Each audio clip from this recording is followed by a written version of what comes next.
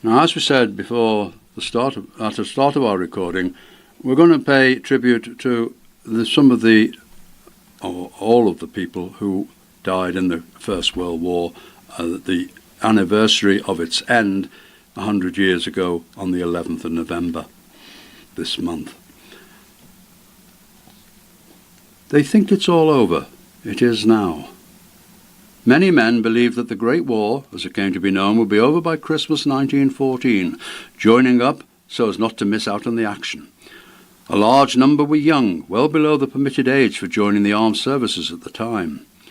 John Parr enlisted in 1912 when only 14, having had a brief job as a caddie at a local golf club. John grew up in North Finchley, not far from Victoria House. He was 5'3" tall, with brown eyes and brown hair.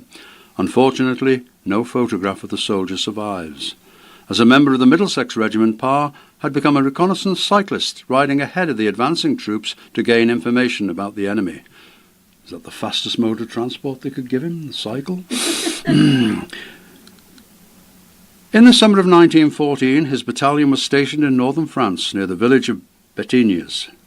It is unclear exactly what happened on the 21st of August, but Parr appears to have been sent to search for a missing unit and was killed by rifle fire after encountering a German cavalry patrol. He was 17 years old and the first British casualty of the war. Private George Ellison from Leeds had, like John Parr, joined the army as a young man.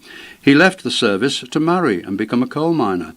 Shortly before the outbreak of war, he was recalled and served with the Royal Irish Lancers. He served at the Battle of Mons, Ypres, Armentières, Leux, Bassée, Lens and Cambrai. By November 1918, he found himself again in Mons. At 9:30 a.m., Ellison was shot while on the outskirts of the town.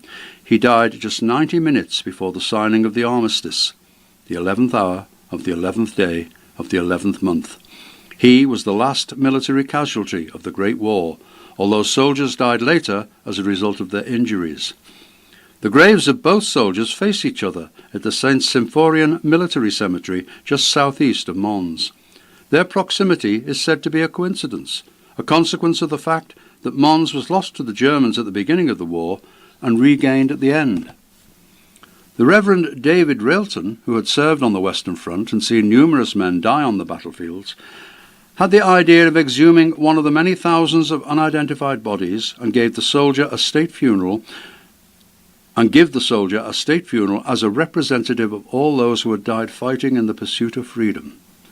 4 bodies were exhumed from each of the main battlefields in France and Belgium. At midnight on the 7th of November 1920, in a chapel at Saint-Paul-sur-Ternoise in northern France, one of the corpses was selected by Brigadier General L.J. Wyatt.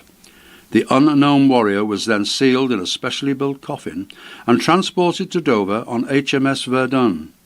Upon arriving on the 10th of November, the coffin was placed in the same van they had transported the bodies of Nurse Edith Cavell and Captain Charles Fryatt to London and state funerals.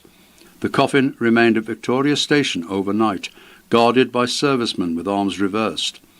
The stone cenotaph in Whitehall, designed by Edwin Lutyens, had replaced the temporary wooden structure erected in 1919, and at 11 o'clock, as the horse-drawn carriage conveying the coffin arrived at the new permanent memorial, King George V unveiled the edifice. After a 2-minute silence, the coffin was carried to Westminster Abbey. It was lowered into the grave at the west end of the nave, encased in French soil brought from the battlefields. The tombstone of grey Belgian marble was inscribed with a simple inscription: "A British warrior who fell in the Great War, 1914 to 1918, for king and country. Greater love hath no man than this." It has since been replaced by a much longer inscription, and the engraved wording, filled with brass, melted down from wartime ammunition.